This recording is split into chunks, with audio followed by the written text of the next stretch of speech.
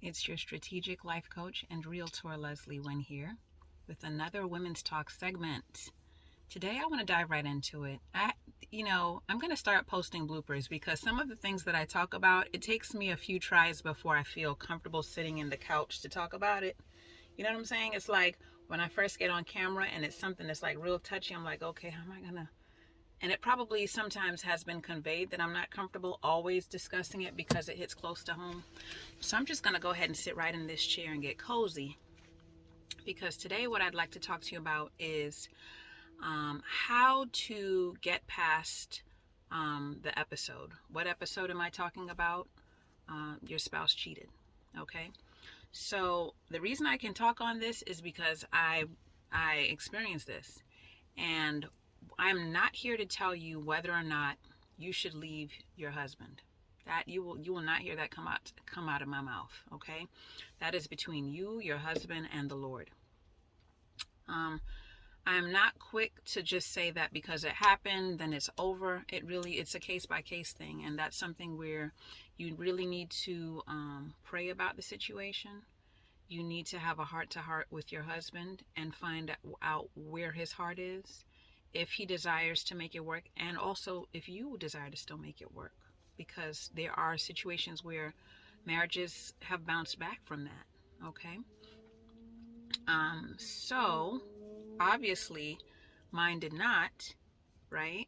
And that's okay, because I'm a firm believer of this: those who left you couldn't stay, and those who stayed couldn't leave. Okay. So I'm in no way at all bitter about the fact that I went through a divorce, because I wish that person well. I pray that, things go well with them, between them and God, as well as with their new family. And I also want to be freed up to receive the person who God does have for me. So I'm not one to hold on to that which or even those whom are not meant for me. I only want what God has for me. Now, all of that digressing, but let's get back to what we're talking about. So like I already told you, I'm not here to tell you whether or not you should leave your husband. And if this is a fresh wound, if it's something you just found out about, this is probably not the moment where you definitely want to say absolutely positively yes or no. You want to give the situation some time. If it's safe, if it's a safe situation, you want to give it some time, so that you can not only pray, but analyze the situation. See if it's something that was a pattern, or if it was a one-time thing. And even if it was a pattern, because like I said, I know of situations where maybe it was not a one-time cheating episode, and maybe it wasn't even a one person episode, right? But then the marriage still was able to be saved. With God, anything can happen, right? But you just want to make sure that you are now, as far as marriage therapists, like I said, I am a life coach, and while I am able to and do work with people who are married, when it gets down to the nitty-gritty, like I said, I'm able to provide help. But if you need more intensive therapy, because I'm not a therapist, I can reach out to other people if I'm not able, or if I do not feel comfortable that I'm able to provide as much as you may need, depending on your situation, right? But as far as just being able to provide some insight, that I can do. As far as so yeah, all that to say this, okay? Let's take it step by step. So scenario one, it is a safe situation, okay? So your life is not threatened, your family is not threatened, your health is not threatened, okay? So you know what I mean by all that, okay? And you want to know, what is my next step? Pray, okay? Get before God, ask for guidance, seek counsel. If you need someone just to as far as coaching, I am here. And as I said, if you need deeper, more intensive therapy, there are people who I can also refer you to, okay, if you're open to that. Communicate effectively.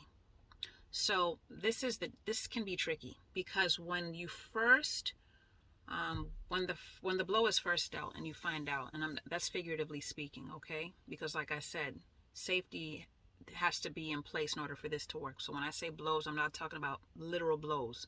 I'm talking about when you first find out that your spouse has been cheating, okay? It's a fresh wound, and all of these thoughts are racing through your mind. You feel the pain of it. You're in shock. There's so much going on, right? You need to be able to get alone to process what to do next. So through prayer, God is able to help you to get to a place where no matter how much turmoil you are experiencing, you are able to get centered in Him, okay? You can get centered in Him through prayer and through seeking wise counsel and even counsel through His Word. With that said, that's not going to be the end all. There are the steps that have to be taken. We're living in a real world. You need practical steps, right? So the next thing that I suggest that you do is do not say anything to your husband until you sat down for yourself and determined what you desire to take place through the conversation with your husband. Meaning this, in spite of what's going on, do you think that it's possible that you may still want to be in this relationship? Because when this first happens, you may be like, you know what, it's over, I'm done. But then sometimes what can happen is as you start to process the situation and as you hear what your spouse has to say, you may have a change of heart. So first think about, is it even remotely possible that you may want this relationship to be revived? And if that is the case, you want to be very careful what your words are that you say to your husband. I will not excuse any form of stepping out. But what we have to remember is this. When people are unfaithful to their spouses, it is because there is something that is broken within the person who is cheating. And for whatever reason, they were looking to that activity to meet some need to mend the brokenness, okay? And that's not to say that it's right what they did, because of course it's not. It's hurtful, it's damaging, it can kill a relationship, it can destroy a family. But I'm just letting you know that when you do approach your mate, you want to be careful what you say and how you say it. If after speaking with your mate, okay, you've decided that, okay, you've determined that this person does want to rebuild the relationship, because they have to state that. You can't assume it. Them getting you a gift doesn't mean that they have resolved that they will stop cheating or that they want to get help to stop cheating. They have to verbalize and express the fact that they want help and that they are sorry for what they did. And if you hear that and you are willing to work on the relationship, then I strongly advise that you do marital counseling, okay? Like I said, I am a certified life coach. I have lived through the situation, and I'm able to offer insight. But if for some reason you need therapy, I am not a therapist. So I'm able to refer you to colleagues who are able to help dig a little deeper. Okay? But as far as providing insight through your navigation of this process, I'm able to assist you with that. Okay? If there were traumas that were experienced, things that were life-threatening in the marriage, things like that, I would suggest that you allow me to refer you to a therapist. I know Christian therapists and counselors who are able to help you navigate those types of traumas that I won't necessarily discuss on this video. Okay, so sit down and strategize what you want to tell your husband. Speak with someone before you speak to him. You can speak to me before you speak to him. Like I said, I've been in that situation. You want to make sure that if this is a situation that you want to see resolved in the direction of mending your relationship with your husband, that you don't go in with your knives out. You don't want to go in and begin to tear him apart and tell him that you knew he was a dog. The first time he did this, or he looked at that person. You don't want to do that. Okay? Because your words are very important in determining what the outcome of what happens next.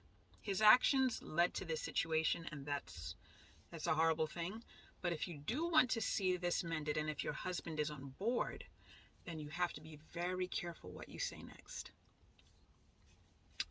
Now, for those who decide that, you know what, this is not something I see myself staying in, again, I say to you, pray. And if you believe in God, pray. And just to make sure that you're doing the right thing, right?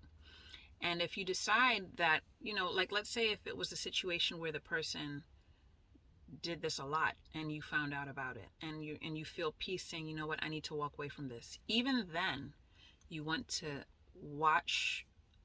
be considerate of what you say to this person, because the goal should not be to destroy them with our tongue because they hurt us so badly. We have to become people who respond to life instead of reacting to it. And that brings me to what I want to end on, is the way that you're able to respond in a way that is healthy for you and for everyone else around you, including your children, is the ability to forgive your husband. And the reason this is so important, people think that you're doing it for them. You have to forgive that man because it honors God, and you have to forgive that man because it's helping you to heal.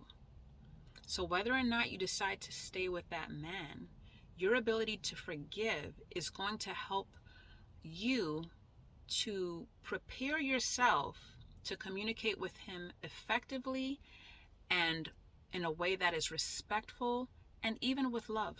And it doesn't have to be romantic love. That's not what I mean when I say love. When I say love, I mean just as how God loved us, even though we did dirty, he still forgave us. In this situation, it is perfectly possible, and I'm a witness of it, to have that love in terms of saying, you know what, I forgive you, and I want to communicate what I feel the next steps should be.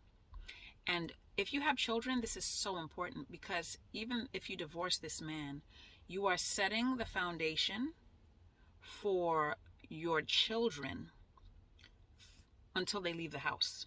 You are setting the tone of what that relationship will be as you co-parent with this man if he decides to stay in the situation. You are letting your children know that you still respect their father, and so they should as well. And you're maintaining and if you didn't have it before, you are helping to create a space of peace for your children, because not only are you impacted and hurting by this, but they are too. So set the tone by forgiving this man, getting wise counsel, and anytime you have to communicate with this man, whether you stay in the relationship or not, your attitude and your spirit and your words should be identical. They should be that of respect, of a resolve, that meaning you can't waffle back and forth either. Initially, you might waffle because you still love this man, but once you decide which direction you're going in, you have to stand firm in that. Okay, so you have to have a resolve in your spirit that, okay, I've sought God, I had counsel, and this is the direction that my family is going in. And that creates stability for yourself and for your family. And this is what I want to leave with you. Okay? It is so important, no matter what you do, you need to be able to forgive that man and to release him if need be. And if he stays in the home, be able to forgive him and not continue to bring up what he did, but work with him on the relationship to help ensure that it doesn't continue. Okay? If you have any questions, if there's anything that you'd like for me to further discuss, or if you'd like a life coaching session, you can reach me a few ways. mymentor.life/Leslie Wynn, or you can directly DM me on Facebook, on Instagram. My handles are Coach Leslie Wynn. I'm also a realtor, so if you need if you have any real estate needs at this time, you can contact me at Realtor Leslie Wynn. I'm hoping that you're making the most of this moment, whatever your situation may be, and know that things will get better. But we have to make the steps toward the better. Love and blessings to you.